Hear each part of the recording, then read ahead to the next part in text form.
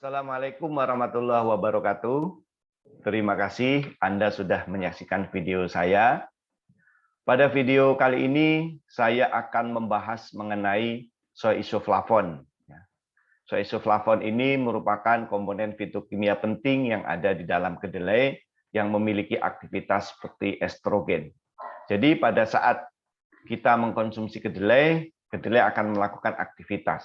Terutama pada ibu-ibu dan remaja atau pada wanita, aktivitas soy isoflavon ini akan memberikan efek yang maksimal ya, karena estrogen sebagian besar bekerja pada perempuan. Nah, estrogen ini merupakan hormon penting yang mengatur berbagai regulasi. Ya. Ada beberapa regulasi yang diatur, salah satunya adalah regulasi pembentukan tulang, kemudian regulasi yang mengatur tentang kesehatan jantung, regulasi mengenai pembentukan lipida di dalam tubuh, sehingga regulasi ini mengatur bagi perempuan akan menjadi cepat gemuk atau menjadi cepat kurus. Kemudian ada juga regulasi yang berkaitan dengan mood, ini juga diatur oleh estrogen. Nah, mengingat pentingnya estrogen, maka penting pula bagi Anda untuk mengkonsumsi kedelai yang di dalamnya juga mengandung soy isoflavon. Sebelum saya bahas mengenai soy isoflavon lebih lanjut, saya menghimbau kepada saudara-saudara, kepada teman-teman ya, untuk subscribe channel ini terlebih dahulu. Jadi soy isoflavon ini merupakan salah satu komponen yang menurut saya ini merupakan komponen yang ajaib ya. Karena apa? Karena memiliki aktivitas seperti estrogen. Jadi hanya satu-satunya bahan yang memiliki aktivitas seperti estrogen adalah soy isoflavon ini ya. Sehingga disebut dengan fitoestrogen. Nah, fitoestrogen ini pada saat dikonsumsi akan berubah dari struktur glikosida di mana di dalamnya mengandung senyawa gula ya. Kemudian setelah difermentasi atau mengalami proses biologis di dalam usus, maka akan berubah menjadi isoflavon aglikon.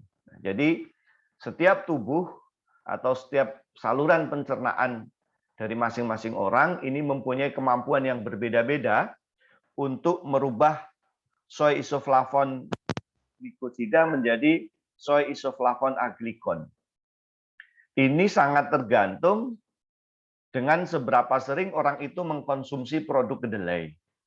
Jadi dari hasil penelitian semakin sering orang itu mengkonsumsi produk olahan kedelai, maka populasi bakteri di dalam saluran pencernaan yang mempunyai kemampuan merubah soy isoflavon glikosida menjadi soy isoflavon aglikon, ini jumlahnya akan semakin banyak. Jadi maka dari itu, saya menghimbau kepada teman-teman, kepada saudara-saudara, untuk selalu mengkonsumsi produk olahan kedelai. Ya. Sementara Indonesia punya produk olahan kedelai yang cukup nikmat untuk dikonsumsi, yaitu tempe. Ya. Ya, kita harus sering mengkonsumsi tempe. Kenapa? Karena sekarang tempe sudah banyak dikenal di luar dan sudah banyak juga dikembangkan di negara-negara di luar Indonesia. Yang salah satunya ada di Jepang, ya. Kemudian Eropa juga sekarang sudah banyak mulai mengkonsumsi tempe. Bahkan ada beberapa industri kecil di Amerika yang juga sudah memproduksi tempe. Jadi syarat soy isoflavon ini bisa melakukan aktivitas biologis di dalam tubuh. Yang pertama adalah harus bisa dirubah dari flavonoid glikosida menjadi aglikon. Itu syarat yang pertama ya. Syarat yang kedua harus bisa diserap oleh dinding usus supaya apa? Supaya masuk ke dalam darah. Kemudian yang ketiga bisa dimetabolisme menjadi equal ya, karena di dalam tubuh kita yang memiliki aktivitas estrogenik adalah equal yang merupakan hasil metabolisme dari soy isoflavon. Nah, saya akan menjelaskan bagaimana senyawa soy isoflavon ini melakukan aktivitas di dalam tubuh ya. Nah, aktivitas utama soy isoflavon ini melalui pengikatan dengan reseptor ya. Jadi melalui ikatan reseptor. Nah, estrogen ini mengeluarkan sinyal atau memberikan sinyal yang mengeluarkan pengaruhnya dengan cara berikatan dengan estrogen di dalam sel ya. Jadi artinya apa? Artinya estrogen akan bekerja di dalam sel-sel tertentu apabila di situ ada reseptor estrogen ya. Sementara estrogen ini bekerja pada organ-organ penting ya, misalnya organ reproduksi ya. Di organ reproduksi ini apabila estrogen bekerja maka akan mempengaruhi kesuburan ya. Maka dari itu bagi saudara-saudara yang merasa belum subur ya tentu akan menjadi lebih bagus kalau mengkonsumsi soy isoflavon dalam jumlah yang cukup ya. Cukup ini artinya apa? Artinya dikonsumsi secara kontinu walaupun jumlahnya tidak terlalu banyak ya. Karena pada video sebelumnya saya sudah menjelaskan sesungguhnya bahwa estrogen ini hanya diserap dalam jumlah sedikit di dalam tubuh, yaitu 10% dari yang dikonsumsi. Kemudian yang kedua, untuk melakukan aktivitas biologis, jumlahnya juga tidak terlalu banyak. Artinya hanya diperlukan dalam satuan mikron saja, itu sudah cukup memberikan efek positif terhadap aktivitas metabolisme. Kemudian estrogen juga bekerja pada sel tulang, ya, bekerja dengan sel tulang. Nah, kenapa estrogen akan mempengaruhi terjadinya osteoporosis? Ini karena keterkaitan antara kinerja estrogen, di mana reseptornya juga banyak terdapat di tulang. Artinya, apabila reseptor estrogen di dalam tulang aktif, maka estrogen akan bekerja lebih tinggi di dalam sel-sel tulang. Maka pembentukan sel tulang akan berjalan lebih cepat dan bisa maksimal. Ya, yang dimaksud dengan bisa maksimal ini artinya pada umur yang sudah maksimal yaitu umur 27, 25 itu bisa dicapai kepadatan tulang plus 2 ya, sehingga dia bisa mencegah terjadinya osteoporosis. Kemudian estrogen juga bekerja pada reseptor yang terdapat di liver ya, di liver. Jadi artinya kalau estrogen banyak bekerja di liver dan reseptor liver estrogen itu ditingkatkan, maka kesehatan liver akan terjaga ya. Artinya aktivitas liver bisa bekerja dengan bagus. Kemudian juga bekerja di jantung ya. Nah, estrogen yang tinggi dan bisa bekerja di jantung ini memaknai bahwa kesehatan jantung akan tetap terjaga dan maksimal. Nah, yang terakhir estrogen juga bekerja di otak. Nah, fungsi estrogen bekerja di otak ini bisa mempengaruhi mood ya, bisa mempengaruhi mood terutama pada ibu-ibu dan remaja atau artinya pada perempuan. Ini bisa mempengaruhi mood. Ya, karena ada mood kurang bagus ya, ada mood bagus, ada mood sedang-sedang saja ya. Sementara kalau pada bapak-bapak atau pada laki-laki, mood ini cenderung lebih terkontrol ya, karena pada perempuan mood itu juga dipengaruhi naik turunnya kadar estrogen ya, misalnya terutama pada saat datang bulan itu terjadi penurunan estrogen ya, sehingga moodnya akan menjadi kurang baik. Kemudian reseptor otak yang ada di reseptor estrogen yang ada di otak ini juga mempengaruhi daya ingat ya, kepikunan. Artinya kalau reseptor ini bekerja dengan baik di otak, maka kita bisa tercegah dari kepikunan atau daya ingat kita akan terjaga. Nah, itu yang disebut dengan bahwa estrogen itu bekerja berdasarkan reseptor. Nah, di mana soy isoflavon ini ya sekali lagi akan meningkatkan reseptor estrogen di masing-masing organ. Ya, artinya pada saat organ itu kinerja reseptor ditingkatkan atau jumlah estrogen reseptor ditingkatkan, maka organ-organ yang saya sebutkan tadi akan bekerja secara maksimal. Ya. Selain bekerja di organ-organ itu, ternyata kompleks reseptor estrogen berinteraksi dengan DNA. Ini mempengaruhi bagaimana proses pembentukan protein, ya, dan enzim di dalam tubuh. Ya.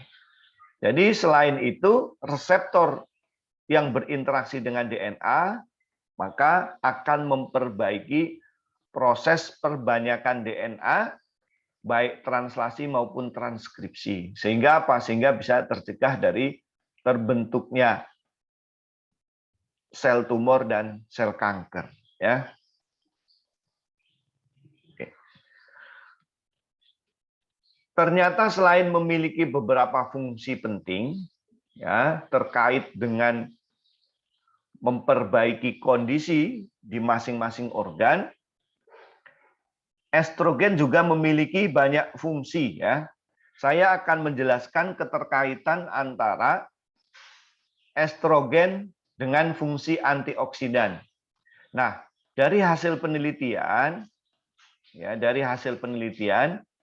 susu skim yang disubstitusi dengan soy isoflavon dan ZN ini melindungi aktivitas enzim antioksidan pada wanita premenopause. Ya. Jadi sampel di dalam penelitian ini adalah perempuan yang premenopause. Premenopause ini artinya menjelang menopause. Kenapa yang diteliti adalah perempuan yang premenopause? Jadi kadar estrogen di dalam tubuh perempuan ini akan turun tajam, ya, akan turun tajam menjelang menopause. Dan setelah menopause, ya, jadi artinya kandungannya akan turun tajam pada saat kondisi menopause dan umurnya sekitar 45 ya, 40-45. Nah, inilah yang diteliti. Nah, pada kondisi kadar estrogen cukup, maka perempuan akan lebih cantik, lebih energik, kemudian tubuhnya juga akan langsing, ya. Nah, tapi pada saat estrogen sudah menurun, maka dia akan lebih tidak terkontrol lagi, ya. Karena di video sebelumnya saya juga sudah menjelaskan bahwa estrogen di dalam tubuh sangat mempengaruhi pembentukan lipida tubuh pada perempuan, ya. Sehingga perempuan akan lebih mudah gemuk dibanding laki-laki. Kenapa? Karena pembentukan lipida tubuh pada perempuan dipengaruhi oleh estrogen. Nah, pada saat menjelang menopause umur 40 ya, umur 40 atau 45 tergantung orangnya, maka kadar estrogen di dalam tubuh itu turun tajam sehingga untuk mengontrol berat badan itu tidak mudah. Ya, mengontrol berat badan tidak mudah.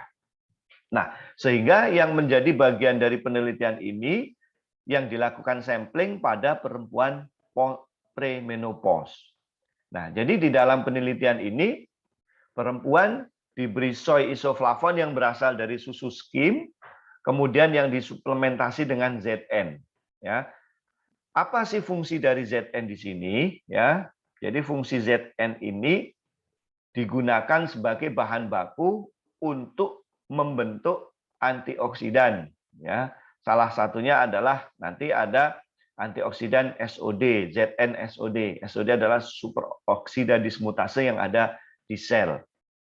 Nah, jadi pada wanita yang premenopause, terus kemudian dikasih susu yang mengandung soy isoflavon yang disuplementasi dengan ZN, ini menunjukkan bahwa enzim-enzim antioksidan yang terdapat di dalam sel, ya, terutama peroksida, kemudian SOD, superoksida dismutase, kemudian katalase dan glutathione peroksidase, kemudian ada GPX, itu kadarnya akan meningkat, ya. Jadi dilindungi dari kerusakan.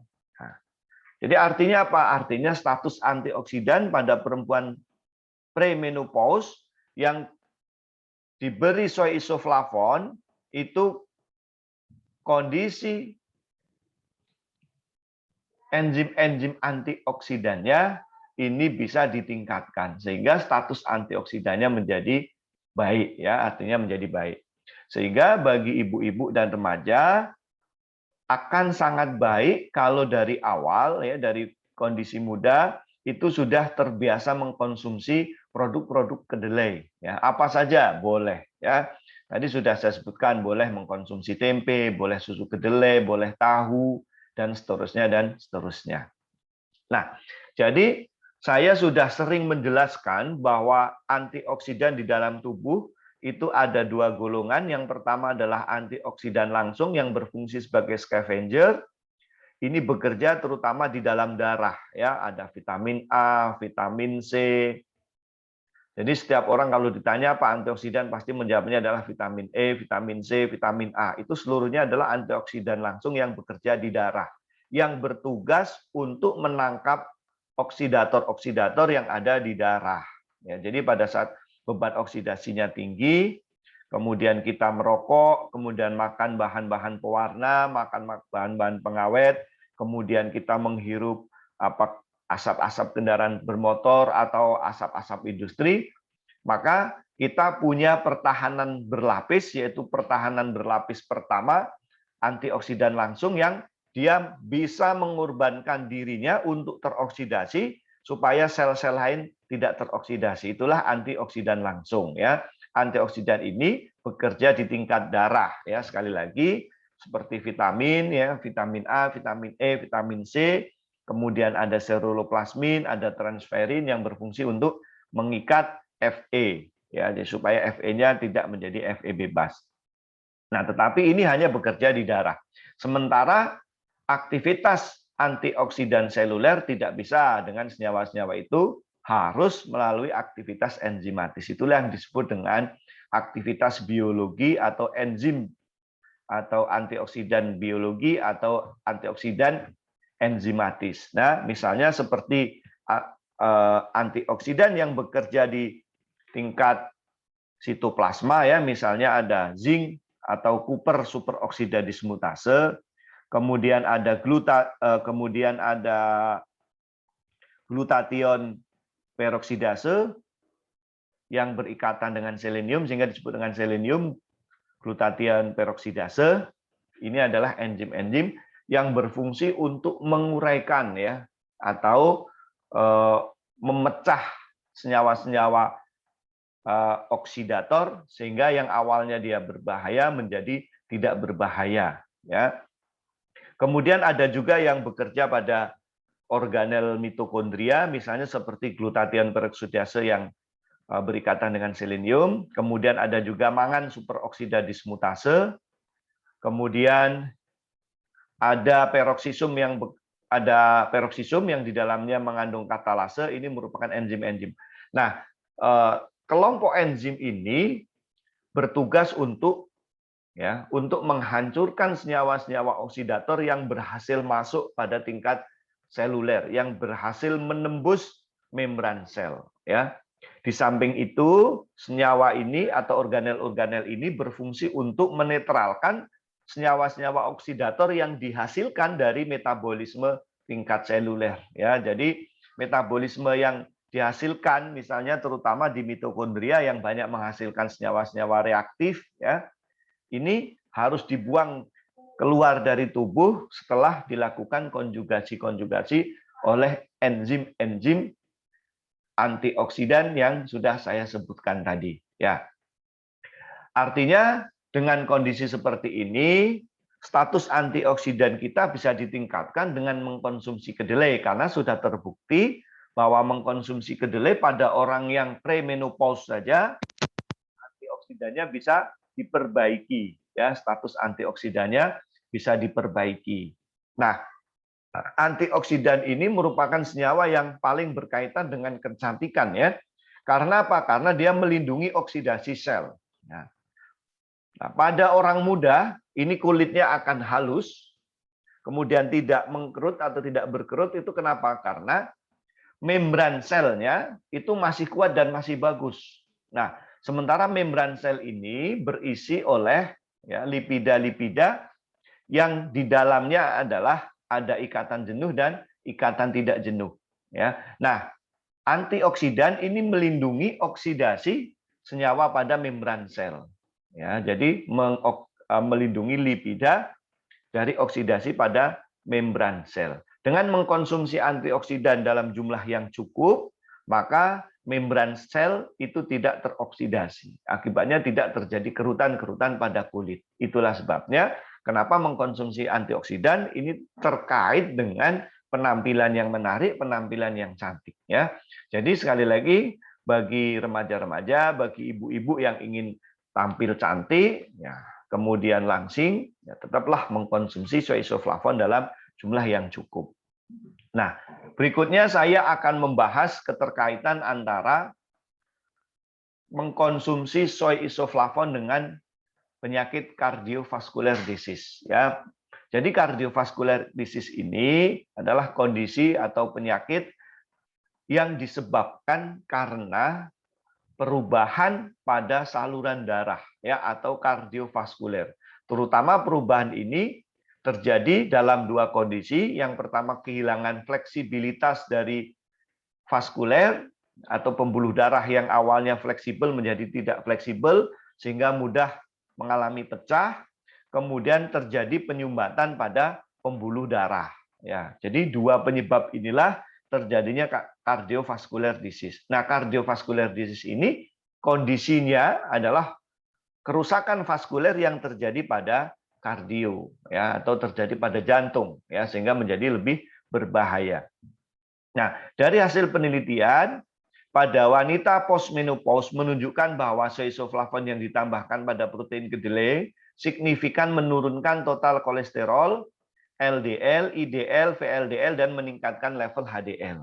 Ya, jadi sekali lagi pada orang postmenopause, ya tadi penelitian pada premenopause, sekarang postmenopause. Nah, pada kondisi postmenopause ini adalah kondisi di mana kadar estrogen pada tubuh perempuan ini menjadi pada level yang sangat rendah. Ya, artinya kadarnya sudah menurun tajam. Dalam kondisi tidak ada estrogen atau estrogen yang sangat kecil di dalam tubuh, rupanya suplementasi soy isoflavon ini masih memperbaiki kondisi persentase antara kolesterol jahat dan kolesterol baik. Ya, jadi total kolesterolnya menurun, low density lipoproteinnya menurun, kemudian IDL-nya menurun, VLDL-nya menurun, dan justru yang ditingkatkan adalah HDL atau HDL atau orang sering menyebutnya sebagai kolesterol baik. Ini menunjukkan bahwa kondisi kolesterol di dalam tubuh akan diperbaiki. Sementara yang paling banyak menyebabkan terjadinya efek negatif di dalam darah adalah karena konsumsi lipida yang tidak baik sehingga persentase antara kolesterol jahat dan kolesterol baik akan susah dikontrol. Nah, dengan kondisi kolesterol baik yang meningkat, ini justru akan memberikan efek yang positif terhadap kesehatan jantung. Kemudian, genistein dan diazein memiliki anti-proliferasi. Kemudian soy isoflavon meningkatkan resistensi LDL dari oksidasi, ya.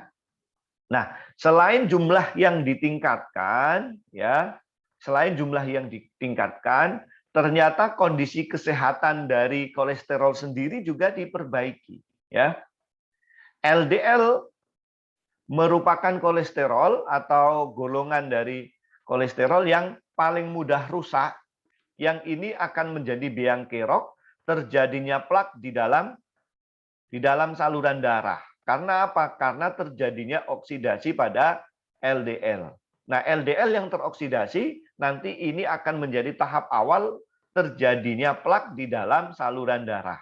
Nah, dengan mengkonsumsi soy isoflavon ini menunjukkan bahwa resistensi LDL dari oksidasi justru LDL menjadi tidak mudah rusak sehingga tidak terbentuk plak di dalam saluran darah. Ya, bukti yang keempat bahwa soy protein yang mengandung isoflavon memperbaiki fungsi vaskuler dan menurunkan tekanan darah. Ya, jadi ini juga merupakan bukti ilmiah bahwa mengkonsumsi soy isoflavon ini bisa memperbaiki fungsi vaskuler. Jadi ini yang diperbaiki fungsi vaskulernya. Fungsi vaskuler salah satunya adalah memperlancar pembuluh darah sehingga tidak terjadi sumbatan. Dan apabila terjadi sumbatan, fungsi vaskuler yang bagus itu ada nilai fleksibilitas, ya.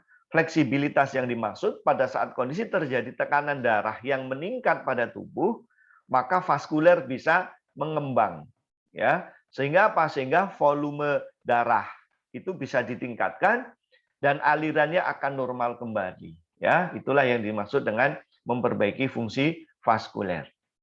Nah, ini adalah gambaran bagaimana terjadinya plak di dalam darah, ya. Tadi sudah saya sebutkan, ya. Sekali lagi, tadi sudah saya sebutkan dengan mengkonsumsi soy isoflavon, LDL itu bisa lebih tahan dari oksidator. Nah, ya. Jadi di dalam darah lemak diangkut melalui berbagai mekanisme, ya. Tergantung jenis lemaknya, kemudian arah perjalanan lemaknya, ya. Yang pertama diangkut dalam VLDL, kemudian diangkut ke dalam LDL. LDL dan VLDL ini merupakan sistem pengangkutan lipida di dalam tubuh dalam bentuk yang besar. Jadi bentuknya ini besar atau gembul, ya. Oke. Nah, bentuk yang besar ini akan menyebabkan LDL dan VLDL ini berjalan dalam proses yang lambat, ya. Jadi dia ini tidak lincah, ya, tidak gesit. Nah, sementara apabila di dalam tubuh, ya, sekali lagi, apabila di dalam tubuh terdapat oksidan, ya, terdapat oksidator atau beban oksidasinya tinggi, maka yang akan teroksidasi pertama, yang paling mudah teroksidasi adalah LDL, ya, karena dia tidak gesit. Oke.